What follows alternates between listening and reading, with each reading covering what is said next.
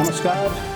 Welcome to Life Express. Today, the world is looking at India and India is looking at the world with its age-old conviction of Vasudhaiv Kutumbakam, meaning the whole world is our family.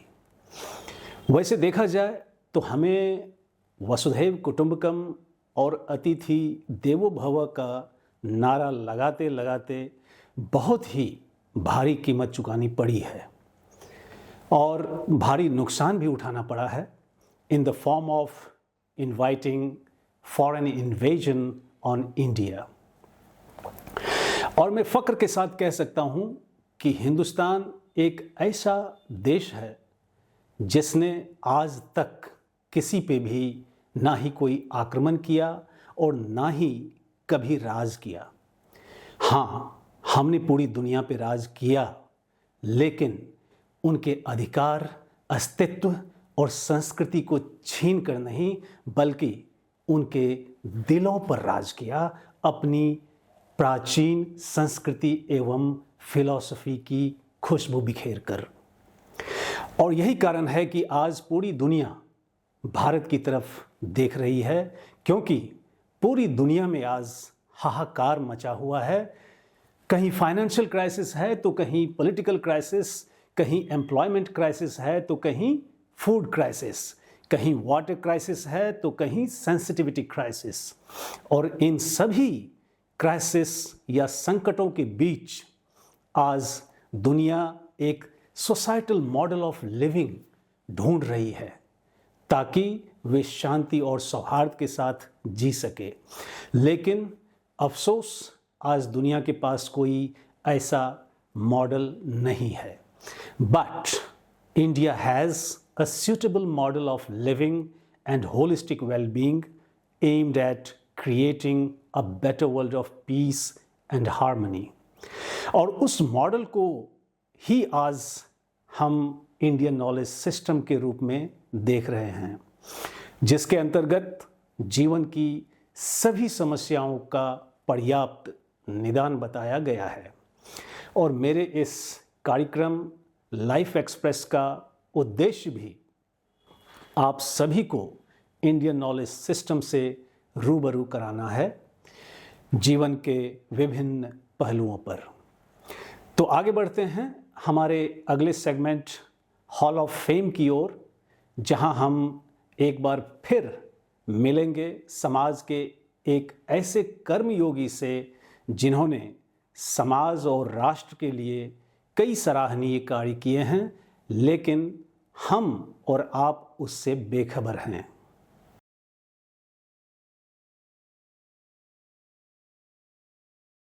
नमस्कार दोस्तों, आज के hall of fame में हमारे साथ एक बहुत ही खास मेहमान हैं जिनके जीवन से जुड़े कई रोचक तथ्य हैं।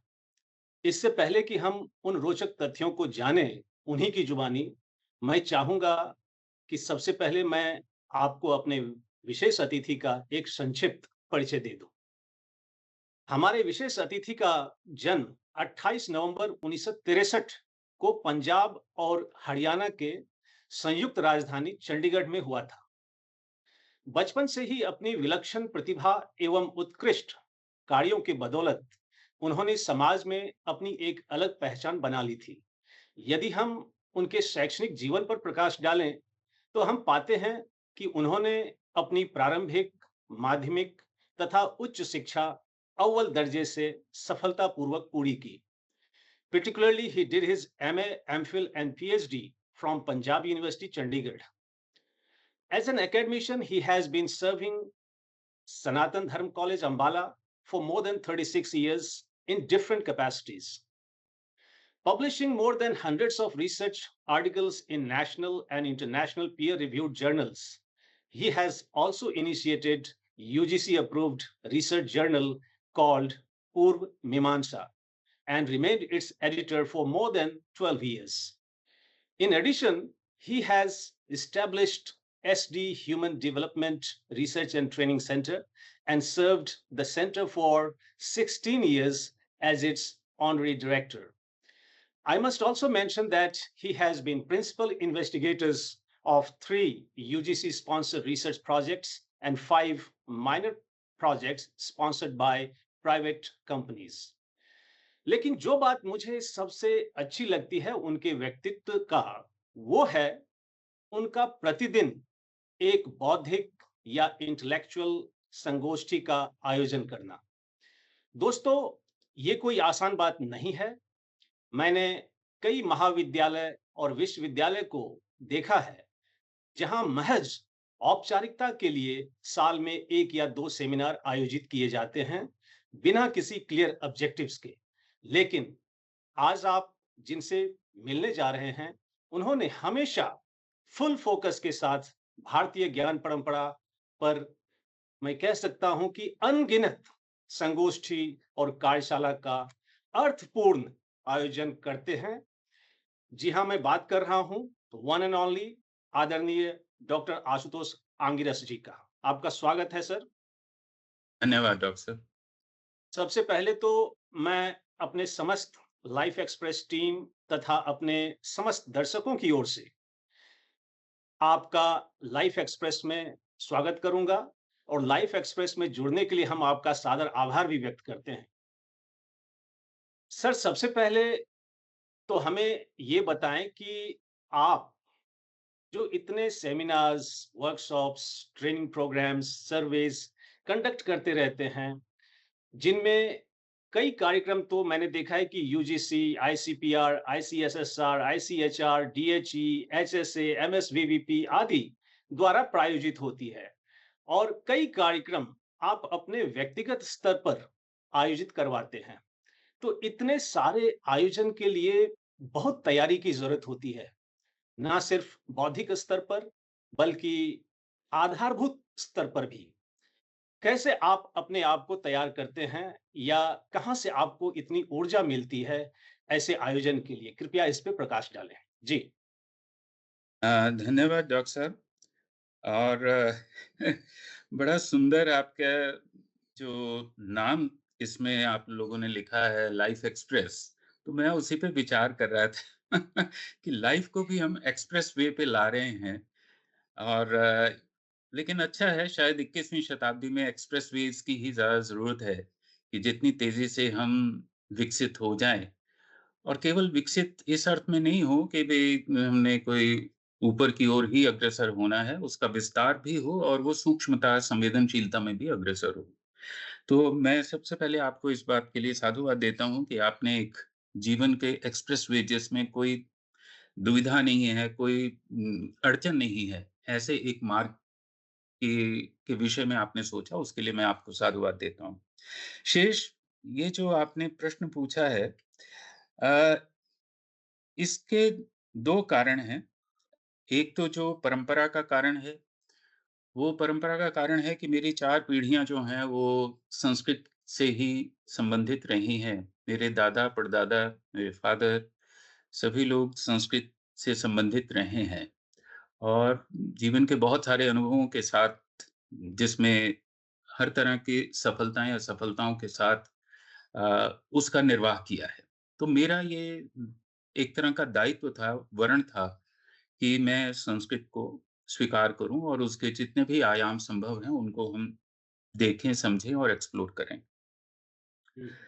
अब मुझे जो इसमें 2-3 बातें आपसे साझी करनी है कि मुझे जो मेरी जो अपब्रिंगिंग हुई, उसमें मुझे बहुत सारे विषयों के साथ-साथ अपनी परंपरा के मूल्य मिले। तो वो एक सहज रूप में, हालाँकि वो शुरुआती दौर में तो बहुत सारे द्वंद्व होते थे, कि एक तरफ लगता था कि ये विषय ठीक है, दूसरी तरफ अपना शास्त्र लगता था कि भई ये क्या कह रहे हैं। लेकिन धीरे-धीरे जब वो मैच्योरिटी आने लगी तो समझ में आने लगा कि शास्त्र क्या कहता है और शास्त्र का अर्थ क्या होता है, और ये जो विषय दूसरे हम जिनको कहते हैं कि आधुनिक विषय हैं, तो वो तालमेल धीरे-धीरे बैठने लग गया और वो उसी को फिर आगे-आगे मैं एक्सप्लोर करता चला गया। लेकिन उससे भी ज़्यादा गहरा जो कारण है, वो है कि मेरी अपने शास्त्र परंपरा में 3 बच्चे हैं जो मेरी ऊर्जा के कारण हैं, जो मुझे विश्राम नहीं लेने देते, जो मुझसे स्वधर्म का पालन कराने का आग्रह करते हैं। एक तो उनमें है नचिकेता। नचिकेता वो छोटा-सा बच्चा है जिसने अपने पिता से ये प्रश्न पूछा कि आप जो ये कर्म कर रहे हैं, ये जैसा भी कर्म है उसके ऊपर वो आपत्ति नहीं करता, लेकिन उनसे पूछता है कि मेरे लिए आप क्या आदेश देते हैं, मुझे क्या देते हैं? और उसके पिता ने जब उसको कहा कि जा मैं तुझे मृत्यु को देता हूँ, तो उस हुँ, बच्चे के जो प्रश्न थे, वो प्रश्न आज भी मुझे आंदोलित करते हैं। तो मेरी चेतना का एक अंश तो हुँ, नाचिकेतस हुँ, अंश कह सकते हैं। दूसरा हुँ, जो हुँ, अंश है वो सत्यकाम जाबाल से है, जिसके गुरु ने पूछा कि परिचय क्या है? तो उसने अपना परिचय अपनी माँ से जो पूछ के बताया, उसने कहा कि मैं जबाला का बेटा हूँ और मेरा नाम सत्यकाम। तो वो सरलतम शब्दों में जो सत्य कहने की क्षमता उसमें थी, वो मुझे हमेशा आंदोलित करती है। और मैं कभी इसी बात के प्रयास में हूँ कि कभी हम सत्य को इतने सरल रूप में कह सकें, जिसको इतना हमने उलझा दिया है। और तीसरा जो बच्चा है, वो श्वेत केतु है कि मेरी तरह पढ़ लिख कर के जब वो घर आया, डिग्रियाँ-डुग्रियाँ लेके और अहंकार से अपना सिर उठा के, टोपी काली लगा के, तो आते ही पिता ने देख ली मेरी चाल और उन्होंने पूछा कि तुमने वो सब जान लिया जिसको जानने से सब जान लिया जाता है। तो वो हुँ, डिग्री-विग्री और सारी टोपी सब नीचे गिर गई। तो तो वो सबसे तीसरा वो मेरी चेतना का निर्माण करता है। तो ये है जो मेरी चेतना को अग्रसर करते हैं और शांत नहीं रहने देते कि हर हुँ, वक़्त कर्मशील रहना है और कर्मशील भी स्वधर्म में। कर्म तो बहुत सारे हो बहुत सकते हैं, अच्छा। बहुत हुँ, व्यापक हुँ, शब्द है। जी, ये बहुत इतना अच्छा, ही है। बहुत अच्छा लगा। हर वक़्त कर्मशील रहना है, ये मैं कह सकता हूँ कि क्रक्स है आपके मतलब इस ऊर्जा का, बिल्कुल। चूँकि आप आज देश के वन ऑफ द बेस्ट मैं कह सकता हूँ speakers on Indian knowledge system के रूप में देखे जा रहे हैं और आपके अधिकांश कार्यक्रम इंडियन नॉलेज सिस्टम पर ही आधारित होते हैं। तो हम सबसे पहले ये जानना चाहेंगे आपसे कि भारतीय ज्ञान परंपरा का स्वरूप क्या है आपके लिए? क्या है आईकेएस की आदर्श परिभाषा और क्यों मानवता जो आज इंडियन नॉलेज सिस्टम अ, को अपनाने की मैं कह सकता हूँ ज़रूरत है, मानवता को क्यों आज इसको अपनाने की ज़रूरत है? इसको लेकर के आप थोड़ा मतलब प्रकाश डालें। Over to you sir. जी। बहुत सुंदर प्रश्न है। पहले तो हम ये समझ लें कि प्रश्न और जिज्ञासा 2 शब्द होते हैं। हम सामान्य रूप से प्रश्नों के दायरे में जीते हैं और प्रश्नों के उत्तर होते हैं कि आपने कोई प्रश्न किया, मैंने तुरंत उसका उत्तर दे दिया। लेकिन भारतीय परंपरा जिसको ज्ञान परंपरा आप कह रहे हैं, वो जिज्ञासा से परिभाषित होती है, वो प्रश्न से परिभाषित नहीं होती। हुँ, हालाँकि जिज्ञासा का स्वरूप भी जो है वो प्रश्न में ही निहित होता है, लेकिन प्रश्न का उत्तर होता है, जिज्ञासा हमेशा शांत होती है। बुद्ध के पास जिज्ञासा थी, महावीर और जैन के पास जिज्ञासा थी। आपका हुँ, प्रश्न उपनिषद जिज्ञासा प्रधान है और ये कहाँ अंतर पड़ता है कि वो जिज्ञासा आपकी चेतना का हिस्सा बन जाती है। आपका वो अस्तित्व बन जाती है। वो प्रश्न जब आपकी चेतना का हिस्सा बन जाता है, तो वो जिज्ञासा में जाता है और धीरे-धीरे वो प्रश्न जब अपने आप का संस्कार करता है, तो वो फिर शांत हो जाता है। अन्यथा तो बाहर के जो बने-बनाए उत्तर होते हैं, हम तुरंत यही करते हैं और ये बहुत हिंसा करते हैं कि हमने कभी भी कक्षाओं में अपने विद्यार्थियों को प्रश्न का संस्कार नहीं किया, उनको हमने उत्तर दिए और ये सबसे हुँ, बड़ी हिंसा हमने की है। सारे एजुकेशन सिस्टम में यही है। अब इसमें एक थोड़ी-सी बात और कर लूँ कि देखिए भारतीय परंपरा, ज्ञान परंपरा की जो आप बात कर रहे हैं, उसमें जब हम प्रश्नों से बात शुरू करते हैं, तो उसमें पहले एक प्रशिक्षण देते हैं कि 4 तरह के प्रश्न होते हैं। तो हुँ, हुँ, विद्यार्थी को कम से कम 1 हफ्ता हमें इस विषय पे लगाना चाहिए कि भई प्रश्न करना सीखो और 4 राइट। प्रकार के प्रश्न होते हैं, जिनको हम पहले कहते हैं एकांश व्याकरणीय प्रश्न, जिसमें हम ये देखते हैं कि ऐसे प्रश्न जो जिनका उत्तर हाँ या ना में आप देते हैं। दूसरी तरह के प्रश्न होते हैं, मतलब इनका प्रशिक्षण होता है। ये मैं आपको उस तरफ ला रहा हूँ भारतीय ज्ञान परंपरा की ओर धीरे-धीरे। दूसरी तरह के प्रश्न होते हैं प्रतिपृच्छा व्याकरणीय प्रश्न। हम इनका भी प्रशिक्षण नहीं देते क्लास में, जबकि 1 हफ्ता कम से कम इन्हीं विषयों पे लगना चाहिए। उसमें होता है कि काउंटर क्वेश्चन करना, कि आप उत्तर काउंटर क्वेश्चन के माध्यम से देते हैं। तीसरे होते हैं स्थापनी प्रश्न, जिनको हम इर्रेलेवेंट प्रश्न कहते हैं भारतीय ज्ञान परंपरा में। और चौथे होते हैं विभज्य व्याकरणी, जिनका उत्तर हमें विस्तार पूर्वक देना होता है, लॉजिकली और उस तरह से। तो अब चौथे प्रश्न के रूप में मैं आपके प्रश्न का उत्तर देता हूँ कि भारतीय ज्ञान परंपरा को जिस तरह से सरकारी तौर पे बाँटा गया है, बनाया गया है, उसके 5 हिस्से किए गए हैं, जिसमें आर्ट और सेक्रेड लैंग्वेजेस, फोक आर्ट वगैरह को लिया गया है। मेरा उससे संबंध नहीं है, मैं उससे सहमत नहीं। भारतीय ज्ञान परंपरा को मैं केवल 2 हिस्सों में बाँटता हूँ, एक है शास्त्र और दूसरा है लोक। तो शास्त्र और लोक के संबंधों को जो परिभाषित करता है, उसको भारतीय ज्ञान परंपरा कहते हैं। अब इसमें क्या है जिसकी वजह से हमें इसकी ओर अग्रसर होना चाहिए, इसके प्रति आग्रह रखना चाहिए और विश्व के सामने इसको हमें प्रस्तुत करना चाहिए, जबकि इतना अधिक ज्ञान का विस्तार हो रहा है। सबसे पहले भारतीय ज्ञान परंपरा आपको, जैसा कि मैंने कहा, प्रश्न करना सिखाती है, प्रश्न को जिज्ञासा में रूपांतरित करना सिखाती है। उसके साथ वो आपको एक गुड और स्मार्ट मनुष्य की बजाय एक सेंसिबल ह्यूमन बीइंग बनाने का प्रयास करती है। हुँ, ये हुँ। एक सबसे बड़ी उपलब्धि है, जिसे हमें ध्यान रखना चाहिए। दूसरा, वो आपको बंधन से मुक्ति की ओर तो ले जाती ही है, लेकिन साथ ही साथ वो आपको ये बोध कराती है कि तुमने अपनी स्वतंत्रता का करना क्या है। और मुझे लगता है आज की मनुष्यता का सबसे बड़ा एक कारण समस्या यही है कि वो अब उसको फ्रीडम तो मिल गई, बहुत सारी इकोनॉमिक फ्रीडम मिल गई, टेक्नोलॉजिकल फ्रीडम मिल गई, लेकिन उस फ्रीडम का उसने करना क्या? ये अकल कौन देगा उसको? तो भारतीय ज्ञान परंपरा आपको ये अकल देती है कि क्या करना है और कितना करना है। साथ ही साथ भारतीय ज्ञान परंपरा आपको ये भी समझाती है कि कितना आवश्यक है और कितना अपेक्षित नहीं है। दिस मच एंड नो मोर। ये जो एक मर्यादा है, ये भी वो आपको सिखाती है। तो मुझे लगता है कि ये 2-3 कारण अभी पर्याप्त हैं इस जी, भारतीय जी। परंपरा को जानने के लिए, कि ये जी, इसके जी। महत्व को बतलाती हैं, जो आपको ना तो आज की मैनेजमेंट सिखाएगी, ना आपको सोशल साइंसेज़ सिखाएँगे, ना इवन आर्ट्स के हुँ, वो हुँ, हुँ। समझाएँगे। तो ये हुँ, इसका एक वैशिष्ट्य है, जो आपको freedom, bondage to freedom, freedom what to do with your freedom, ये प्लस सेंसिबल गुड और स्मार्ट लोगों से एक सेंसिबल ह्यूमन बीइंग्स की ओर कैसे चलना है और कितना अपेक्षित है, कितना अनपेक्षित है। इसके साथ-साथ एक चौथी बात और भी हम कर लेते हैं। भारतीय ज्ञान परंपरा आपको सिखाती है कि how to make a conscious choice in life. Hmm, hmm. Conditioned choices की बजाय जिसमें हम आज सभी फँसे हुए हैं। हुँ, हुँ, हुँ। हम सभी एक स्टैंडर्डाइज़्ड चीज़ों को पकड़ने की कोशिश करते हैं, लेकिन वो आपको एक कॉन्शियस चॉइस करने के योग्य बनाती है। तो इसलिए ये बहुत अपेक्षित है कि हम इस इंडियन नॉलेज सिस्टम को के प्रति आग्रह करें, इसका विस्तार करें और इसको हम अपने हर विषय के में लगाएँ, चाहे 10 नंबर का लगाएँ, 5 का लगाएँ, 15 का लगाएँ, वो आपकी बहुत अपनी इच्छा है। जी। बहुत अच्छा।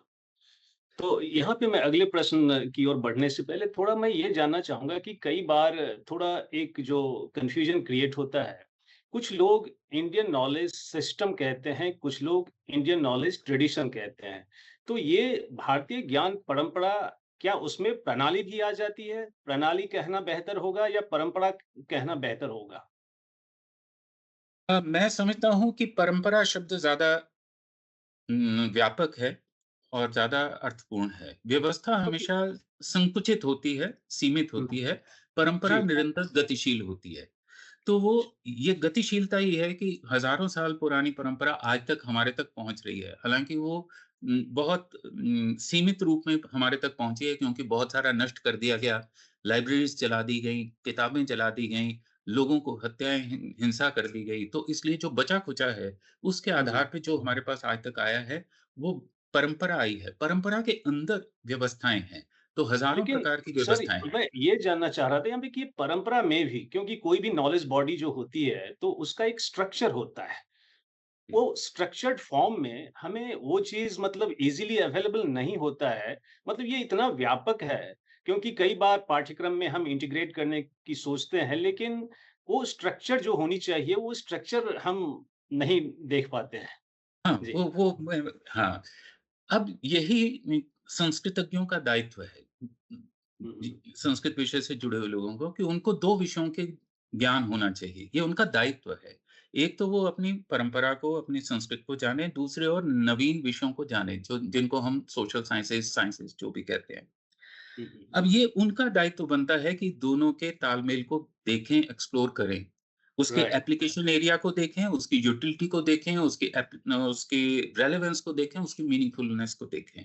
तो मेरा जो फ़ोकस रहता है वो इन 4 चीज़ों पे रहता है। तो उस वजह से ये हमें दिखाई देने लगता है कि ये कोई नितांत भिन्न विषय नहीं है, केवल हुँ, हमें उसमें एक दृष्टि का विकास करना है। हुँ, इसीलिए हुँ, हुँ। जो हमारा बल होता है, भारतीय ज्ञान परंपरा का जो बल है, वो है हुँ, हुँ। दर्शन। देखना कि हम हुँ, देखें हुँ। कैसे? आप राइट। देखें तो विज्ञान और भारतीय परंपरा के विज्ञान में कोई बहुत मूलभूत अंतर नहीं है। हुँ, हुँ, हुँ, इसीलिए हुँ। मुझे कभी कोई विषय ऐसा नहीं लगा कि ये बिल्कुल नवीन विषय है। हुँ, हुँ, हुँ, अपनी हुँ। धरती पे खड़े राइट। होकर हम देखना सीखें। हुँ, और हुँ, हुँ, हुँ। पिछले 75-80 साल वर्षों में हुआ यही कि हमारी ज़मीन हमारे से छीन ली गई और हम बह गए। तो ठीक है, हुँ। उनका व्यवस्था ठीक है, लेकिन अपनी ज़मीन पे खड़े होके हम उनके विषयों को लाएँ, उसको हुँ, हुँ, हुँ। जहाँ पे समायोजित करना है, वहाँ समायोजित भी करें, हुँ। जितना उनका उपयोग करना है और जितना उनका संस्कार करना है। बहुत मूलतः अच्छी। हमें हुँ, संस्कार करना चाहिए था सोशल साइंसेज़ का, विज्ञान का और फिर उसको अपनी भाषा में हम प्रस्तुत करते। यही तो बहुत परंपरा है और क्या है? राइट, संस्कार राइट। की परंपरा है। जी, हुँ, हुँ, हुँ। सो ऐसा मेरा बहुत ही मानना है। अच्छा बिल्कुल, बहुत ही अच्छा स्पष्टीकरण आपने दिया आईकेएस को लेकर के, भारतीय ज्ञान परंपरा को लेकर के। And my next question is going to be somewhat critical. Uh, today's education seems to be highly paradoxical, I will say, for the reason that, on the one hand, we are trying to regain our glorious academic past of Nalanda time. On the other hand, we are still on, I can say, we are still the copier of Macaulay model of education. In a sense, we are not setting any benchmark to be the global knowledge superpower. जी, Rather we are still moving in the maddening rush of creating skilled humans rather than humans of righteousness.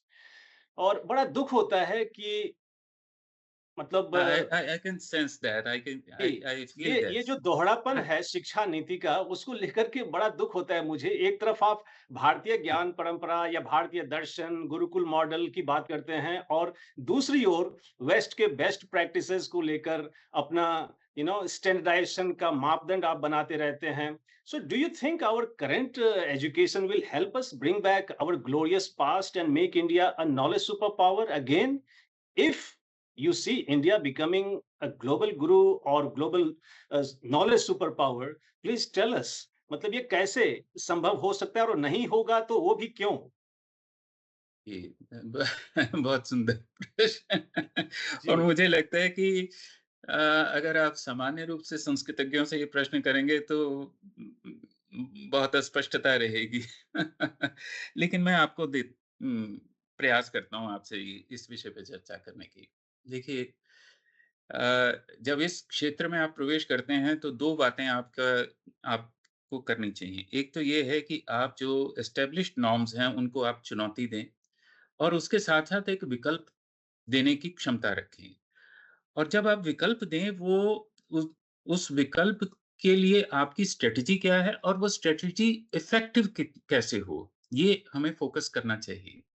अब इस विषय में मैं आपसे जो है अगले 2-3 मिनट में बात करता हूँ।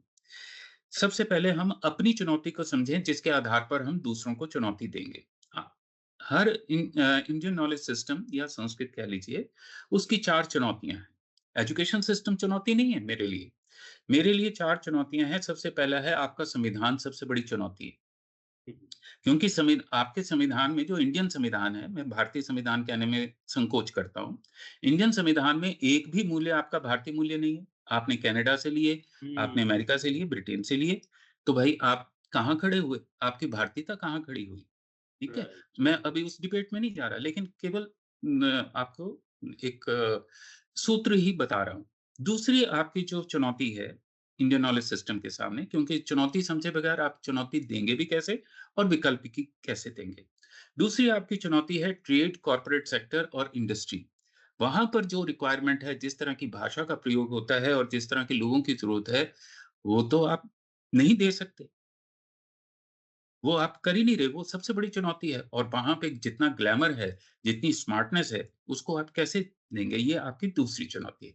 तीसरी चुनौती आपकी है संसद, आपकी जो पार्लियामेंट है, जहाँ पर अनरूली बिहेवियर और आपने देखा ये पॉलिटिशियंस का व्यवहार करने का तरीका, तो आप तो मर्यादा की बात करते हैं, तो पार्लियामेंट तो ऐसी किसी मर्यादा में आपको बिल्कुल। ठीक है। चौथी आपकी जो चुनौती है वो आपकी सुप्रीम कोर्ट है, जहाँ पर आपको अंग्रेज़ी में ही चर्चा करनी पड़ती है। आपके भारतीय शब्दों की व्याख्या ऑक्सफोर्डियन कॉन्टेक्स्ट में करते हैं वो। आप हुँ, जब धर्म शब्द लेके जाते हैं वो कहते हैं रिलिजन और रिलिजन का अर्थ उनके ऑक्सफोर्डियन कॉन्टेक्स्ट में हो जाता है। तो क्या करेंगे आप? आप कहते हैं राष्ट्र, वो कहते हैं नेशन। अब हुँ, इस हुँ, तरह हुँ, से क्या होता है, एक आपकी जड़ें उखड़ जाती हैं, आप में कन्फ्यूजन पैदा होता है और आप अपनी भारतीय शब्दावली के लिए अंग्रेज़ी के शब्दों को प्रयोग करने लगते हैं और उससे जो है वो अव्यवस्था पैदा होती है, कन्फ्यूजन पैदा होती है और यही हम सबके साथ हो रहा है। हुँ, अब जब आपने इस चुनौती को समझ लिया, इसके अलावा 2-3 चुनौतियाँ और हैं। अ, वो जो आम पब्लिक में लगाई जाती हैं, जो अपने को बुद्धिजीवी कहते हैं, वो आपके आक्षेप करते हैं कि भई आप ब्राह्मणवादी, मनोवादी, स्त्री विरोधी, पाखंडवादी और पिछड़े हुए, इस तरह के 5-7 आक्षेप वो लगाते हैं भारतीय ज्ञान परंपरा पे। अब इसकी चुनौती मैं कैसे दूँगा और कैसे क्या मुझे करना चाहिए और क्या स्ट्रैटेजी मेरे पास होनी चाहिए? उसके लिए आपको भारतीय ज्ञान परंपरा में आप उनके चलिए मैं उदाहरण के रूप में कहता हूँ। आप सबसे पहले उनको एक चुनौती दीजिए कि भई ह्यूमन राइट्स के एंगल से ले लेते हैं। हुँ, हुँ, हुँ, हुँ, उनके 30 आर्टिकल्स हैं ह्यूमन राइट्स के। आप हुँ, हुँ, 30 आर्टिकल्स को मैं कहता हूँ पुरुषार्थ के कॉन्सेप्ट से उसकी तुलना कर दीजिए। मैं अपना पुरुषार्थ का कॉन्सेप्ट रखता हूँ, आप 30 आर्टिकल्स रखिए। आप अपने 30 आर्टिकल्स को बताइए कौन-सा ऐसा आर्टिकल है जो पुरुषार्थ में इंक्लूड नहीं होता? और मैं हुँ, चुनौती इस बात के लिए देता हूँ कि आपने जो 30 आर्टिकल्स लिखे हैं ह्यूमन राइट्स के, वो सारे के सारे वॉयलेंस पर आधारित हैं। वो बिल्कुल भी मनुष्य के सम्मान में नहीं लिखे गए। वो आपने जो 2 महायुद्ध किए, 60 लाख यहूदी मार दिए, उसके बाद आपको याद आया, ओह! अरे हमने तो अब ह्यूमन राइट्स की बात करनी चाहिए, तो ह्यूमन राइट्स अस्वस्थता से पैदा हो रहे हैं। हुँ, हुँ, लेकिन हुँ, जब मैं पुरुषार्थ की बात कर रहा हूँ, तो वो अस्वस्थता से पैदा नहीं हो रहे। वो कहाँ से पैदा हो रहे हैं? एक स्वस्थ मानसिकता से, जिन्होंने कोई करियर नहीं बनाना था। हुँ, इसी तरह से मैं गुड गवर्नेंस की बात कर सकता हूँ, कि आप जो गुड गवर्नेंस का मॉडल देते हैं, मैं उसको बिल्कुल चुनौती दे सकता हूँ और मैं अपने पैराडाइम्स आपको दूँगा, चाहे वो रामायण से दूँगा, महाभारत से दूँगा, किरातार्जुनीयम से दूँगा, आपको शुकनासोपदेश के आधार पे दूँगा, कि ये गुड गवर्नेंस का मूल्यांकन करने का तरीका है। आप गुड गवर्नेंस किस लिए करना चाहते हैं? क्योंकि आप पावर में रहना चाहते हैं। आप लोक कल्याण के लिए नहीं रहना चाहते। राइट। इसी तरह से आप इंडियन साइकोलॉजी को ले लीजिए। आप मनोविज्ञान पढ़ाते हैं, बहुत अच्छी बात है। लेकिन जब आप इंडियन साइकोलॉजी शब्द का अर्थ मन कर देते हैं, मनोविज्ञान, तो सबसे बड़ी हिंसा कर देते हैं, क्योंकि मन तो आपके अंतःकरण का एक हिस्सा है, जिसमें से 21 भेद होते हैं। हुँ, हुँ, हुँ, आपका हुँ, तो माइंड जो है, वो तो कभी स्पिरिट के अर्थ में चला जाता है, कभी किसी और अर्थ में चला जाता है, उसकी हिस्ट्री कुछ और है। हुँ, इसी हुँ, तरह से क्रिटिकल थिंकिंग का मॉडल आप ले लीजिए। अब हुँ, क्रिटिकल थिंकिंग वहाँ पे जिस तरह से विकसित की गई है, उसके मुकाबले में कभी आपने अनेकांतवाद को पढ़ा है? वो तो कहते ही हैं कि भई मे बी और मे नॉट बी। वो तो शुरुआत ही यहाँ से करते हैं कि भई जो भी मैं कहने जा रहा हूँ, डोंट बिलीव मी। आप देखो हुँ, हुँ, बुद्ध जैसा व्यक्ति कह रहा है, तापा छेदात निक्षात ग्राह्यम मत बचा, कि भाई तपा करके छेदन करके तब मेरे वचनों को ग्रहण करना, इसलिए नहीं कि मैं बुद्ध हूं तो मेरी बात को मान लो। नो, हुँ, हुँ, हुँ, हुँ, आपने हुँ, कभी आज तक किसी टीचर को ये कहते सुना है, किसी स्टूडेंट को या किसी लीडर को, कि भाई मेरी बातों का मूल्यांकन करके फिर ग्रहण करना, अन्यथा मत ग्रहण करना। अपनी बुद्धि का हुँ, उपयोग करो। और इसी तरह से या हमने कभी वेताल पंचविंशति पढ़ाई? वो तो शुरुआत ही इस बात से करता है कि भाई तुम विचार करके मुझे उत्तर दो। और हुँ, हुँ, इतना रिस्क में वो डाल देता है कि अगर तुमने उत्तर सही नहीं दिया, तो तेरे सिर के टुकड़े-टुकड़े हो जाएँगे और अगर तू हुँ, बोला, तो भी तू गया। हुँ, तो हुँ, कैसे वो बिल मुश्किलों में डालते हैं। मतलब बिल्कुल। इसका कोई मुकाबला है, लेकिन हम इसको नहीं पढ़ाएँगे। क्यों? क्योंकि हमारे पे आपने लेबल लगा दिया कि ये तो पिछड़े हुए, ये तो ब्राह्मणवादी, मनुवादी। अरे! आप लोग कभी इससे आगे तो चलो। हुँ, हुँ, आप हुँ। आओ तो सही, संस्कृत वालों के साथ बैठो तो सही, बात तो करो कि भाई जाति के आगे भी कुछ है, कोई स्त्री विरोध। अच्छा, अब चलिए एक मैं संक्षिप्त में और बात कर लेता हूँ। 3 शब्दों को मैं लेता हूँ, एक है स्त्री, एक है वुमन और एक है औरत। कभी किसी वुमन स्टडीज़ वाले ने इन तीनों का अर्थ बताया? हुँ, औरत हुँ। शब्द, अवारात शब्द अरेबिक वर्ड है। अब आप कभी उसको आप उसमें देख लीजिए, अपने मोबाइल में उसका अर्थ देख लीजिए, आप मुँह से दोबारा शब्द ही नहीं उच्चारित करेंगे। इतना निंदित और गाली हुँ, वाला हुँ। अर्थ है वो शब्द। हुँ, हुँ, हुँ, लेकिन हुँ। हम यूज़ कर रहे हैं, नहीं, औरतों के अधिकार। क्या हुँ। तुम कर रहे हो? और वुमन शब्द को आप जेनेसिस में पढ़ लीजिए, उसमें पढ़ लीजिए, निंदित अर्थ में है। वहाँ पर आप आदमी की जान से औरत को पैदा कर रहे हैं कि भई तुम्हारे प्लेज़र के लिए। तो आप कैसे उसको उसकी डिग्निटी और उसके सम्मान को रखेंगे? अब स्त्री में उसके साथ-साथ आपको 342 शब्द देता हूँ और एक भी शब्द आप मुझे बताइए जो औरत के बराबर हो या उसका वुमन के अर्थ में हो। नो। हुँ, हुँ। क्यों? क्योंकि आप जेंडर बेस्ड आपकी संस्कृति नहीं है। आपकी किस आधार पे है? फेमिनाइन एलिमेंट पर आधारित है, मैस्कुलाइन एलिमेंट पर आधारित है। हमारा हुँ, हुँ। सारा शास्त्र ये कहता है कि हर व्यक्ति के भीतर रहने वाला जो स्त्री तत्व है, उसको विकसित करो और हर पुरुष के भीतर रहने वाला हर स्त्री के भीतर रहने वाले पुरुष तत्व को तुम विकसित करो। तो हुँ, जेंडर हुँ। की तो समस्या नहीं खड़ी होगी। जी। लेकिन हमने ला दिया ओह! Gender, gender, gender. तो हुँ, हुँ, ऐसी हुँ। बहुत सारी मूर्खताएँ हैं जिनको बड़ी आसानी से, सुविधा से हम चुनौती दे सकते हैं, हुँ, उनका हुँ। विकल्प प्रदान कर सकते हैं। लेकिन हाँ, उसके लिए एक लॉबी की आवश्यकता होती है। हुँ, हुँ, हुँ। वो मेरे जैसे लोग घर बैठ के नहीं कर सकते। बहुत ही अच्छा। वो मैं केवल इतने ही तक ही सीमित रखता हूँ नहीं, नहीं, कि भई ठीक बहुत है, अच्छा लगा ये सर। चीज़ें हैं। हुँ, हुँ, हुँ। और बहुत से और विषय हैं। एक विषय और बताता हूँ आपको, बड़ा सुंदर हुँ, विषय है, सरल। बल्कि कभी संभव हो तो आप अपनी यूनिवर्सिटी में इसको कर सकते हैं प्रयोग, बड़ा संक्षिप्त सा लेकिन प्रभावी। वो है इंडियन स्पोर्ट्स सिस्टम। हुँ, आप हुँ। शास्त्र के आधार पर एक स्पोर्ट्स उत्सव, क्रीड़ोत्सव मनाएँ। आपको कोई हुँ, क्रिकेट नहीं चाहिए, कोई कुछ नहीं चाहिए। आपको केवल इतना चूना चाहिए जिससे एक सर्कल लगा सकें और 2 लाइनें लगा सकें। हुँ, तो हुँ। उसके अंदर आप बंदीकरणम, स्कंद युद्ध, आप अश्वारोही युद्ध में इस तरह के आपको 6-7 गेम्स तो मैं ही सिखा दूँगा, आपके हुँ। स्टूडेंट्स को और उसको हुँ, हुँ। उत्सव के रूप में मनाएँ। बहुत अच्छा। औ और जी। आधे घंटे, पौने घंटे में वो सारे का सारा हो जाएगा। हर तरह का बच्चा उसमें आ सकता है। बहुत ही ऊर्जावान है और उसका जी। प्रैक्टिकल तो मैंने कई कॉलेजेस में करवा लिया है। वहाँ पे अब रेगुलर उन्होंने शुरू कर लिया है इन इस हुँ, तरह हुँ। के क्रीड़ोत्सव को। हुँ, हुँ, हुँ, तो हुँ। ये इनिशिएट मुझे लगता है अगर किया जाए फिजिकल एजुकेशन डिपार्टमेंट नहीं, में नहीं, बिल्कुल ये होना तो चाहिए सर, इसका क्रियान्वयन हाँ, होना चाहिए क्योंकि मैं वही सोच रहा था कि ये भारतीय ज्ञान परंपरा को हम कैसे अपने पाठ्यक्रम या करिकुलम में मतलब मीनिंगफुली या प्रभावकारी ढंग से इंटीग्रेट करें सफल क्रियान्वयन के दृष्टिकोण से। तो आपने उस पे तो प्रकाश डाला ही है, बहुत अच्छा लगा मुझे सर। बल्कि तो मीडिया जी। लिटरेसी जो है एक शब्द और मुझे क्योंकि अब वो एक साथ सारे की सारी चीज़ें उभर के आ रही हैं। हुँ, हुँ, वो है कि मीडिया लिटरेसी आप लोग पढ़ाते हैं, मास कम्युनिकेशन आपके होगा विषय बहुत संभव है। अब मीडिया लिटरेसी को मैं कहता हूँ आप गीता के माध्यम से क्यों नहीं पढ़ाते? वहाँ भी हुँ, तो संजय देख रहे हैं, वहाँ पे तो कम्युनिकेशन हो रहा है, वहाँ पे क्रिटिकल थिंकिंग भी हो रही है और उस सारे का पर्पस है। और आपकी वो कैटेगरीज़ जो मीडिया की इन्फॉर्मेशन ले रहा है, उसकी 7 कैटेगरीज़ हैं उस आदमी की, कि उसमें क्रिटिकल थिंकिंग का लेवल क्या है, किस लेवल पे है वो। तो वो हुँ, हुँ। सारी चीज़ें हम मॉडल कर स बना सकते हैं, बिल्कुल, थ्योराइज़ कर बिल्कुल। सकते हैं और फिर उसको हुँ, हुँ। प्रैक्टिकल कर सकते हैं।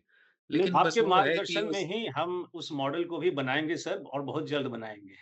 जी, तो अंत चलिए, में हम चाहेंगे सर कि आप समाज के लिए एक शांति संदेश दें ताकि हम एक बेहतर कल के सपने को साकार कर सकें। जी। शांति संदेश में तो डॉक्टर साहब बड़ी सरल सी बात है। मेरा अपना कुछ नहीं है, मैं तो जो साझा करता हूँ वो शास्त्र से चुरा के लाता हूँ। वो इसलिए मैं कहता हूँ क्योंकि अगर मुझे शास्त्र समझ में आता तो शायद मैं मुक्त हो जाता। लेकिन इसलिए अभी उस निम्न स्तर पे ही हूँ। तो उस स्तर के आधार पे मैं ये कह सकता हूँ कि हम सभी जो है वो शांति से कल्याण की ओर अग्रसर हों।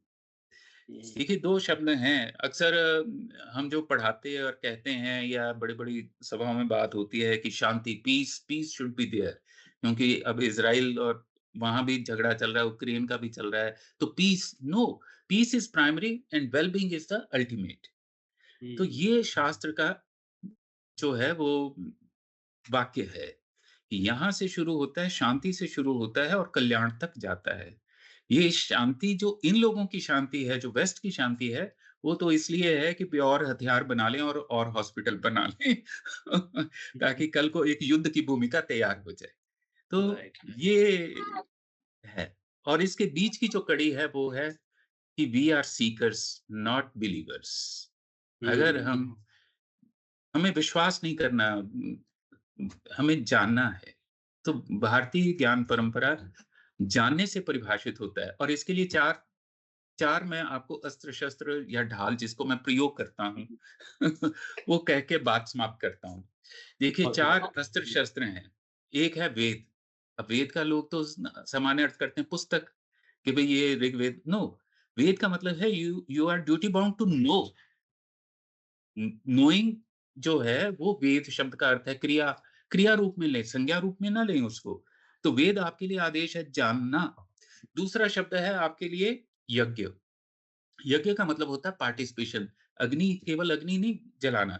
यज्ञ पार्टिसिपेशन, पार्टिसिपेशन कब होगी? जब when you have earned something and you are duty bound to distribute. You have a right to earn and duty bound to distribute. यज्ञ कर ही तभी सकते हैं। मैं कमा के लाऊंगा तभी तो मैं यज्ञ आयोजित करूंगा और उसमें पार्टिसिपेशन समाज की होगी तो मैं उनको वापस करूंगा। तो आप सारी इकोनॉमी को चैलेंज कर सकते हैं यज्ञ के कॉन्सेप्ट पे आधारित। वो भी कभी चर्चा करेंगे तो उस पे हुँ, बात करेंगे। तीसरा शब्द जो है वो है योग, कि जो प्राप्त नहीं है उसको प्राप्त करना और प्राप्त किए का संरक्षण करना। हुँ, हुँ, ये ज्ञान परंपरा का चौथा शस्त्र है। और चौथा जो शस्त्र है ये तीसरा था, चौथा है पुराण। पुराण का मतलब कोई वो कथा कहानियाँ नहीं है, पुराण का मतलब है ज्ञान के संस्कार की निरंतर प्रक्रिया। जो उसका एक संस्कार करने की प्रक्रिया है। ज्ञान भी अगर हो गया है तो भी मुझे ज्ञान दोबारा उसका संस्कार करते रहना है। कहीं ये ना हो कि मैं अपने ज्ञान के अहंकार में आके बैठ जाऊँ और कहूँ कि भी बस अब तो मैं सिद्ध हो गया। नो, आप कर्म से मुक्त नहीं होंगे। कर्म करने के लिए फिर आपको ज्ञान का संस्कार करना है और कर्म का ज्ञान से संस्कार करना है। तो यही मुझे लगता है कि ये अगर इतनी बातें हम समझ लेंगे तो शांति से कल्याण की ओर अग्रसर हो जाएँगे, नहीं तो शांति से हम युद्धों की ओर ही अग्रसर होंगे। धन्यवाद डॉक्टर साहब, बहुत-बहुत आभार। बहुत बहुत अच्छा सर और बिल्कुल बहुत कुछ है पूछने के लिए, सीखने के लिए आपसे, लेकिन एक समय की मर्यादा होती है, तो उसको ध्यान में रखते हुए मैं यही कहूँगा कि आज आप हमसे जुड़े, उसके लिए आपका विशेष धन्यवाद और आपके सराहनीय सामाजिक और शैक्षणिक कार्यों के लिए लाइफ एक्सप्रेस ने आपके लिए एक अवार्ड घोषित किया है और वो अवार्ड है life express award of iconic academician.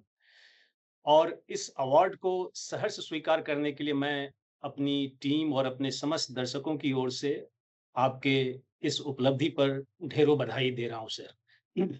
और हम बहुत पुनः आभार। पुनः जुड़ेंगे आपसे क्योंकि this is just the beginning. So once again thank you very much for connecting with us sir. Thank you. धन्यवाद आपका डॉक्टर साहब, आपका बहुत-बहुत आभार। आपने ये उद्यम शुरू किया और इस विषय पे चर्चा की, जिस पे बहुत कम लोग चर्चा करते हैं, उसके लिए आपको बहुत-बहुत साधुवाद और धन्यवाद। फिर थैंक मिलेंगे। जी। You. LXP Award of Iconic Academician is proudly presented to Dr. Ashutosh Angiras on 23rd October 2024 for his exemplary contributions to Indian knowledge system.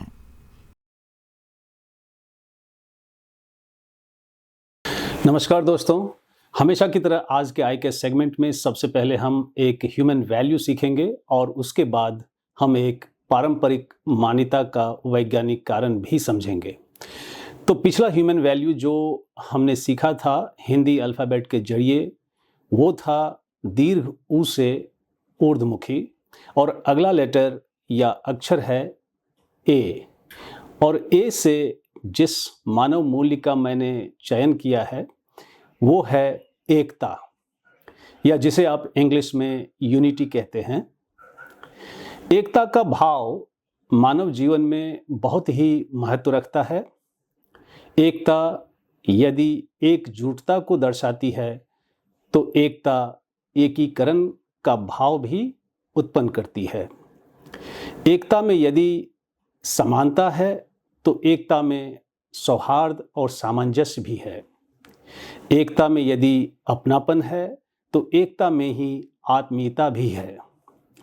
एकता जीवन में कई स्तर पर देखी जा सकती है। हमारी वैचारिक एकता परिवार, समाज, राष्ट्र से लेकर पूरे विश्व के कल्याण एवं समग्र विकास के लिए जरूरी है। इसलिए कहने का सार यही है कि एकता में ही बल है, ताकत है और इसलिए एकता का भाव को हम अपने व्यक्तित्व में आत्मसात करें। वैसे इंग्लिश में भी कहावत है, united we stand, divided we fall. तो अब आज के जीवन मूल्य एकता से हम आगे बढ़ते हैं एक और पारंपरिक मान्यता के वैज्ञानिक कारण की ओर, जिसमें आज हम बात करेंगे तुलसी के पौधे व पत्तों का वैज्ञानिक महत्व अकॉर्डिंग टू केवी सिंह।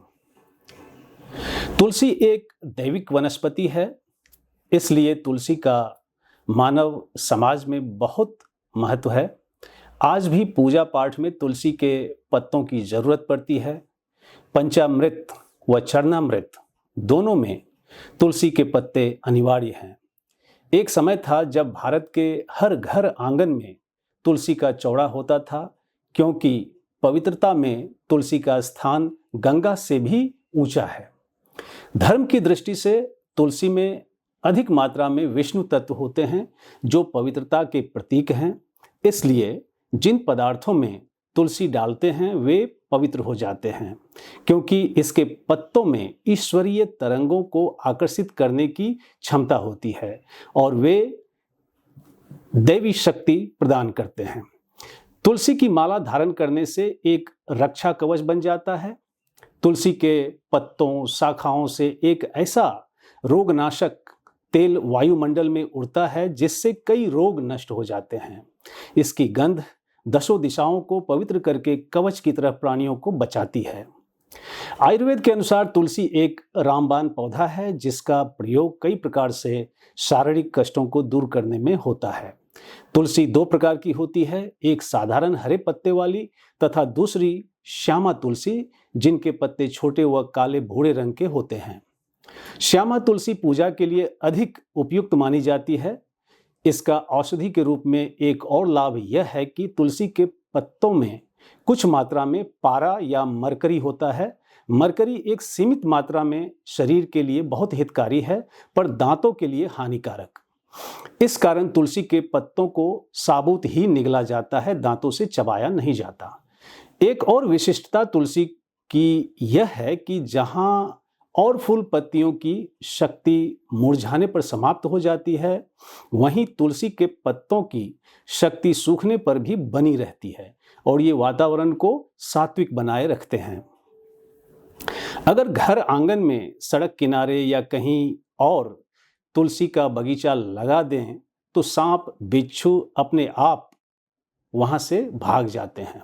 इसी कारण तुलसी वाले घर आंगन को तीर्थ समान माना जाता है। तुलसी की लकड़ी से बनी माला, करधनी, गजरा आदि पहनने की प्रथा सदियों से चली आ रही है, क्योंकि इनसे विद्युत की तरंगें निकलकर रक्त संचार में कोई रुकावट नहीं आने देती। इसी प्रकार गले में पड़ी तुलसी की माला फेफड़ों और हृदय को रोगों से बचाती है। आप में से कुछ को यह जानकर आश्चर्य होगा कि मलेशिया द्वीप में कब्रों पर तुलसी द्वारा पूजन प्रथा चली आ रही है, जिसका वैज्ञानिक आधार यह है कि मृत शरीर वायुमंडल में दुष्प्रभाव और दुर्गंध ना फैले। ये उसका कारण है। शव को तुलसी विटप के पास रखने का एकमात्र वैज्ञानिक रहस्य यही है कि शव देर तक सुरक्षित रहता है और मृत शरीर की गंध तुलसी की दुर्गंध से दबी रहती है। इजराइल में भी तुलसी के बारे में ऐसी ही धारणाएं हैं। सूर्य एवं चंद्र ग्रहण के दौरान बड़े बुजुर्ग अन्न सब्जियों में तुलसी पत्ते इसलिए रखते थे कि सौर मंडल से उस समय आने वाली विनाशक विकिरण तरंगे खाद्यान्न को दूषित न करें। तुलसी के पत्ते रात होने पर नहीं तोड़ने का विधान है। विज्ञान यह है कि इस पौधे में सूर्यास्त के बाद इसमें विद्यमान विद्युत तरंगें प्रकट हो जाती हैं, जो पत्तियां तोड़ने वाले के लिए हानिकारक है। इससे उसके शरीर में विकार आ सकता है। तुलसी सेवन के बाद दूध नहीं पीना चाहिए, ऐसा करने से चर्म रोग हो जाने का डर रहता है। इसी प्रकार तुलसी सेवन के बाद पान भी नहीं चबाना चाहिए, क्योंकि तुलसी और पान दोनों ही पदार्थ तासीर में गर्म हैं, जो सेवन करने वाले के लिए हानिकारक हो सकते हैं। और अब हम आगे बढ़ते हैं अपने लैंग्वेज क्लास की ओर, जहां हम वर्ड स्ट्रेस के छठे रूल को सीखेंगे। Hello everyone, and today we are going to learn word stress rule number 6.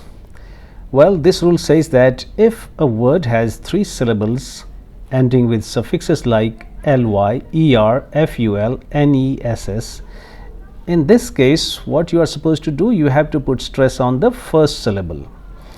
And here are some words in which you have 3 syllables, जिसको कि मैंने अलग कर रखा है।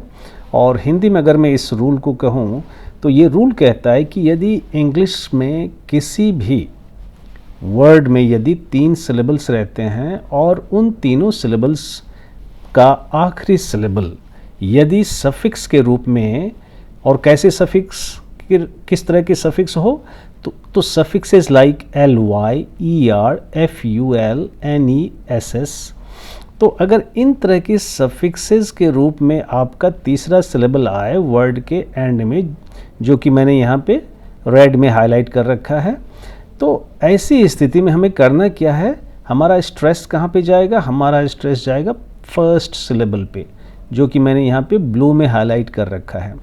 ठीक है, तो एक बार हम ड्रिल करते हैं। Let's have a drill for these words, how to pronounce these words. Okay, so the first one is orderly, quietly, happily, manager, easier, beautiful, faithfulness, powerful। दोबारा हम करते हैं drill. orderly, quietly, happily, manager, easier, beautiful, faithfulness, powerful. So that's all for now. तो आज के सत्र की समाप्ति पुनः मैं एक आह्वान से करूंगा, मौजूदा हालात को देखते हुए, जिसमें परिवार, समाज, राष्ट्र और पूरा विश्व एक वैचारिक एकता के अभाव में आज टूट रहा है। इसलिए सभी नागरिक का ये धर्म और कर्म हो कि वे पारिवारिक, सामाजिक एवं राष्ट्रीय एकता सुनिश्चित करें, तभी हम एक बेहतर कल के सपनों को साकार कर पाएंगे। So that's all for now. See you in the next episode. Stay safe. जय हिंद।